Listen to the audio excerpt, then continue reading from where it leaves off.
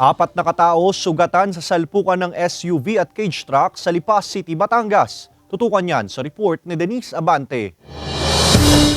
Nakatagilid sa gitna ng JP Laurel Highway na sakop ng Barangay Banay-Banay, Lipa City ang cage truck na ito pasado alas 12 ng madaling araw kahapon. Basag-basag ang windshield at sira ang unahang bahagi nito. Ang isa namang SUV sa gilid ng truck, wasak na wasak din ang unahan. Sa investigasyon, patungo sana sa bayan ng Lipa ang cage truck habang pauwi naman sa bayan ng San Jose, Batangas ang kasalubong na SUV. Ayon sa pulisya, posibleng inantok ang driver ng SUV kaya sumalpok sa cage truck.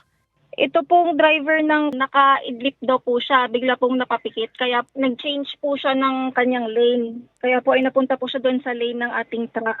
Sinubukan pa umanong umiwas ng truck driver ngunit nahagip pa rin ang kasalubong na SUV kaya nawalan siya ng kontrol sa manibela at tumagilid ang sasakyan. Sugatan ng driver at dalawang pahinante nito na kaagad isinugod sa ospital. Nagtamo rin ng ilang mga galos ang driver ng SUV at dinala rin sa pagamutan. Nakatakdang mag-usap ang dalawang panig. Sinisikap pa ng GMA Regional TV Balitang Southern Tagalog na makipag-ugnayan sa mga driver ng SUV at truck para sa kanilang pahayag. Paalala naman ng pulisya, Don't drive po if you are sleepy. As much as possible po, maghanap po ng tabi, sa tabi ng daanan na pwede pong makaidlip ng kahit papano. Wag na wag po talagang mag-drive ng inaantok.